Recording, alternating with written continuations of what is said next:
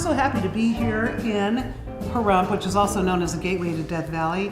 I'm here with the lovely Gretchen Loken. How do you do again? Owner of the Pahrump Vineyard. You call it the winery or the vineyard? We call it the Pahrump Valley Winery. It's the Pahrump Valley Winery, and it's just a couple minutes inside of the proper city of Pahrump, coming from Las Vegas. I was surprised how quickly I got to it. This is a fantastic property. I know a lot of people are going wine in Nevada in the desert, but when you look around this room, how many? Over 400 awards? Over 400 National Wine Awards. So, yes. Not all of the grapes are grown here, is that correct? That is correct. Tell us a little bit about what is here and how and where you outsource some of them. Absolutely, Christine. We have a little vineyard on property. It's about an acre and a half. So we're growing Zinfandel and Syrah on property. Love a Syrah. Oh, that's one of my husband's favorites. Then about 30 minutes up the road in Crystal, Nevada, there's a 2-acre vineyard, and we're growing an assortment of grapes that we use for another red Nevada blend. Okay. And then about an hour up the road in Hermosa, Nevada, we're growing Barbera, Tempranillo, Primitivo, and Mourvedre. So we're producing those from Nevada grapes. Are they reds as well? They're reds as well, yes. Okay. The reds tend to do better in the heat that we have here, and that's our biggest challenge growing grapes, is growing those grapes that love the sunshine. Now go Central Nevada in Fish Lake Valley, and that's where we're growing Sauvignon Blanc, Chardonnay, Riesling, and Malbec. So we can do some of the whites there. Oh, I had no idea. Now, is this grape process year-round, or you plant, just like one would think, you plant in the spring? Is that how you do this? And then when do you harvest? Typically plant in the spring. Your vines need about 3 years before you can start harvesting off of them. 5 years before you can go hog wild. And then you harvest, typically for us, we start harvesting the end of July, and then through the month of August and early September is when we're harvesting. And I bet you have a wine stomping or two, don't you? We do. I had a feeling. Tell us a little bit about that. October. First weekend in October every year is a celebration that we're done and we can relax and start drinking. And it's cooler. And it's cooler, yes. Yeah. We do our annual grape stomping festival. So out on the grounds, live music for the weekend. We do a stomping competition.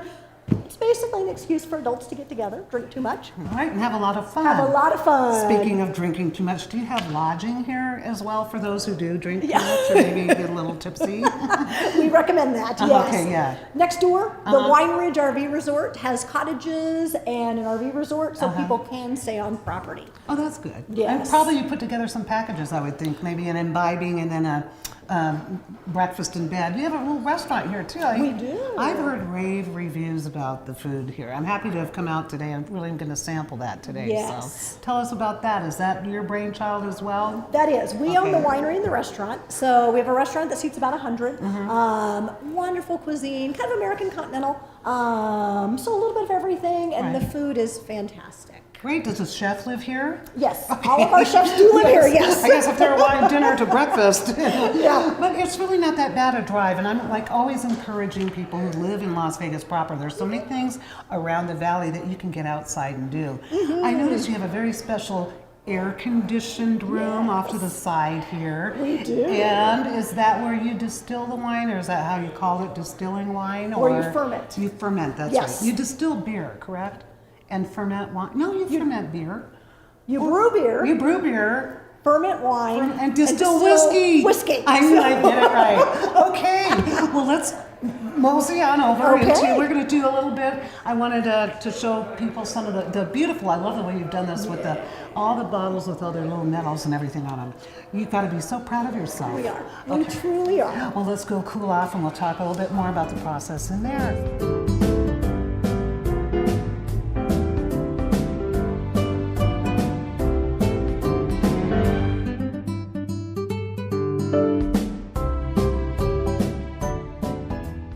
It's really nice and cool in here. I'm with Gretchen. We've moved into the fermenting room. Well done.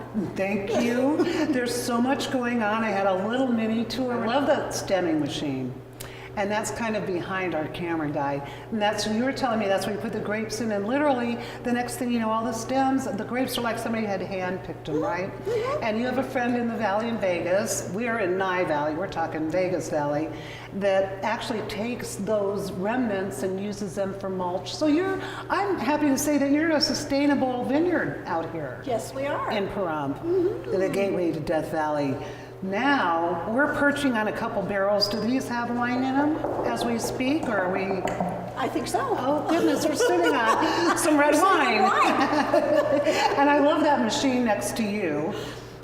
That's our bottling machine. Uh-huh. So 100,000 bottles a year get bottled on this little machine. Really? Yeah. 100,000, and they're from the vineyards that are outside the door. And you bring other grapes in from. You mentioned other areas for different varietals. Yes. Oh my goodness, that's a ton of bottles.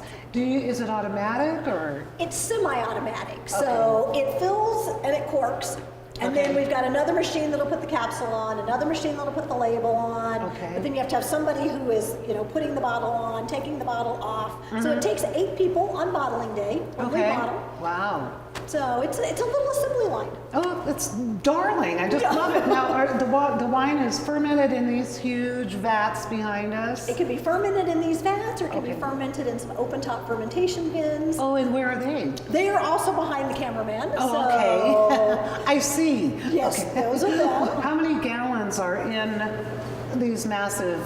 The massive guys back here hold 1,500 gallons, which is about 7,800 bottles. Interesting. That's a lot of wine. It's a lot of wine. It's a lot of grapes. It's a lot of grapes, you're right. And when you mentioned, like you had mentioned, the time that it takes to bring a grape from the vine to fruition, that's about 3 years, I think you mentioned earlier. About 3 years. When did you and your husband take over this vineyard? We took it over in 2003. It Okay. started back in 1990. We got involved in it in 2003. And kind of the thing we're most excited about is when we got involved in it, not a drop of Nevada wine had ever been produced. Oh. So 2005 we started producing the Nevada wine and now have 7 different wines that we're producing from our Nevada grapes. And they won awards. Yes. Correct. I They just have love won it. awards. You've got to be so proud of you.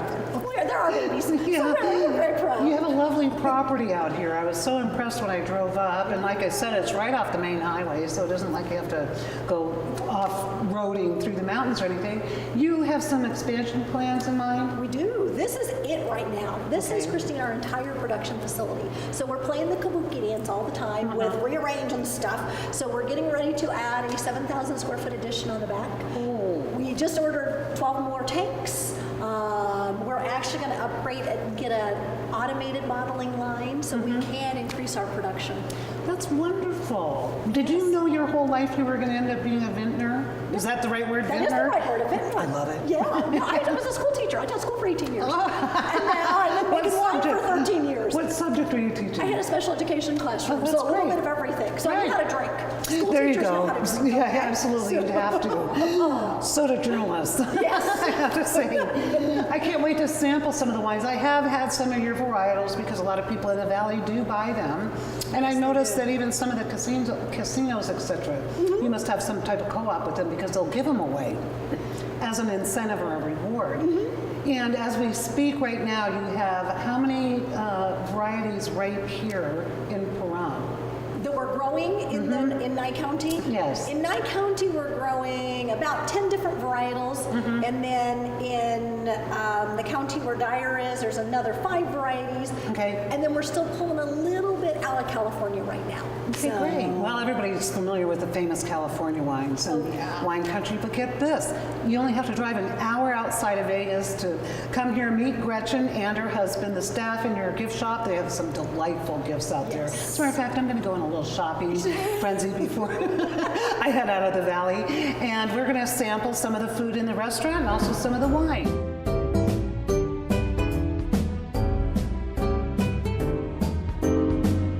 The valley without sampling some of your fabulous wine, Gretchen. Absolutely. And I know that you have a variety from California in different areas, but I want to focus strictly on what's here in Pahrump Valley. So Yes. talk to me. You mentioned the Syrah, a combination of 4. The Syrah is from the vines here on property. Okay. So that one we can do first. Okay, great. We have about 600 Syrah vines on property. What's really interesting about this wine is it's planted under the eucalyptus trees. So we get the oils from the eucalyptus trees that drip on the skin of the grapes. So you might actually get a little bit of kind of mint eucalyptus action. So this is one of our estate wines grown here on property. So, the eucalyptus. And that's on purpose, right? It's on purpose, yeah. Okay, I'm going to go through all the motions. There you go. because Make sure I'm you here- swirl it. I got to sniff swirl it well. Oh, do all that good stuff. See if the legs are. Yeah, check out your legs. Oh, here it goes. Yeah. I'm searching for the eucalyptus. Are you getting the eucalyptus? I'm getting it. Are you getting it? It's Good. in the back a little bit, on the back of the tongue here. It's delicious. I really like this. What kind of food do you recommend? Ooh, the Syrah, because it is a more full-bodied red, so it's got that nice berry action. I put it with a nice steak. It'd go great with a little filet, maybe even a flat iron with some mushrooms or something Oh, on sounds it. lovely. And a good cheese, perhaps? Oh, yeah. Yeah, I've got blue had cheese. a blue cheese. Had a moment there. Actually, you could even do the blue cheese on the steak. You could. Oh, that would be so Mix good. it all Makes my together. mouth, my mouth just water. I could drink this whole thing, but I don't want to get too happy, and I don't want to spoil my taste buds because we're going to move on to The Silver State Red. the Silver So, State Red, and that would be. That's the one that's a combination of grapes from all 4 of the vineyards here in Nevada that we source from. Okay. So it's just got a little hodgepodge of all sorts of different grapes in it. Silver State Red, since Nevada's the Silver State. Hence the name of Right, that. love it. And just a lovely little red blend. Interesting. So is that like a Meritage? Kind of, because it does have some of your Bordeaux grapes in it, your Cab and Okay. your Merlot, but then it's also got some other stuff thrown in it too. So it's not a true Meritage. Yes, but it has a nice bouquet. It does. And notice that I gave it a little bit more of a swirl. We'll see what that does. Maybe releasing some tannins or something. You're volatilizing your esters. Ah. So,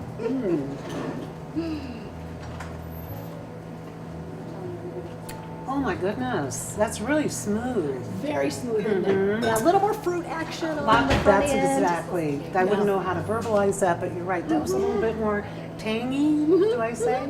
Oh, so Yeah. my taste buds are They're- activated.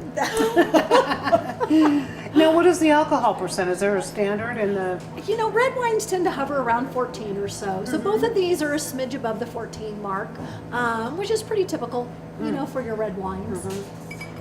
Is that regulated by the government? How much you have to pay for taxes on alcohol is regulated by the government. I did. So they're taxing the alcohol content. Who would have thought? I learn something new every day. Yes. Had to come all the way to Pahrump to do it. But actually, I didn't. I came out here for the wine, for the food, and for meeting somebody as wonderful as you are.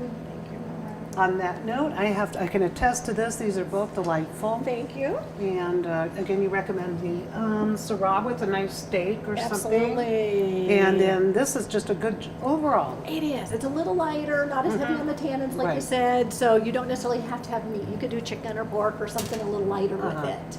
So It's all good, and I love it. And that's So Vegas in Pahrump.